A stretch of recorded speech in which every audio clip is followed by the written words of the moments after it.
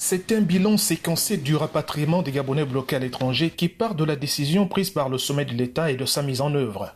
L'opération a démarré en mars dernier par l'identification, l'accompagnement, l'assistance consulaire et le soutien financier des Gabonais en situation de détresse du fait de la fermeture des frontières internationales.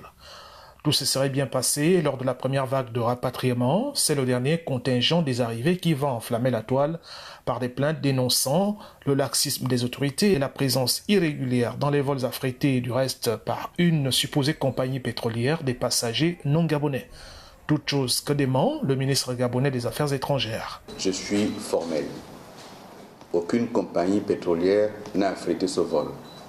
Ce vol a procédé d'une discussion entre l'État gabonais, les autorités françaises et Air France, en vue d'embarquer au départ de Paris nos compatriotes. Et nous avons autorisé que des résidents gabonais puissent prendre ce vol.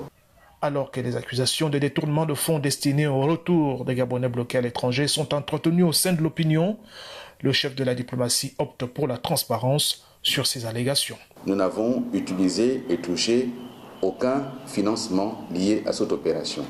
Là aussi, je voudrais quand même, vous permettrez que je m'arrête là-dessus quelques secondes.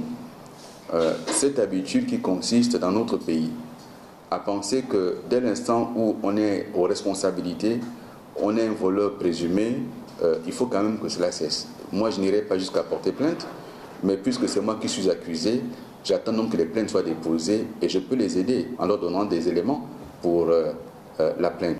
À noter enfin que tous les Gabonais embarqués dans ces différents vols en provenance de l'étranger ont été soumis au test de dépistage au Covid-19, comme l'exige la situation sanitaire du moment, avant d'être placés en isolement.